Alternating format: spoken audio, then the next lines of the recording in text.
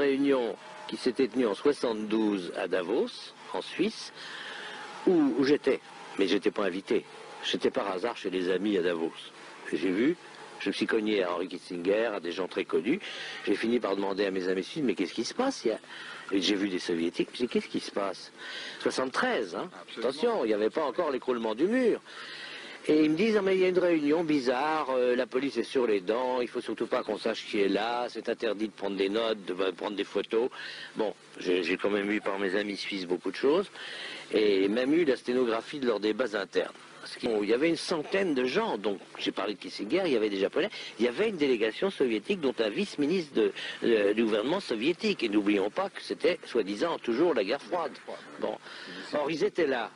Il faut qu'avant 20 ans, nous ne soyons plus que 200 ou 300 multinationales dans le monde à contrôler tout ce qui est recherche, exploitation, répartition des matières premières clés de notre époque. Et donc voilà la phrase textuelle, et il expliquait, à partir de ce moment-là, il y aura 3 moteurs dans le monde, le moteur industriel panaméricain, le moteur industriel japonais, et le moteur industriel pan-européen, incluant l'Union soviétique, drainant derrière eux, à partir de 3 grands ensembles économiques, tout ce qui n'était pas multinational. Ils disaient même dans leur texte que toutes les petites et moyennes entreprises de nos pays deviendraient des sous-traitants, donc aux ordres.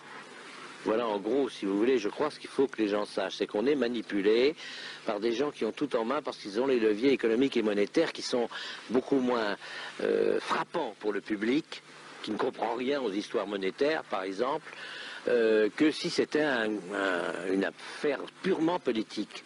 Non, c'est technocratique, c'est monétaire, c'est financier, c'est la grande coulisse mondiale.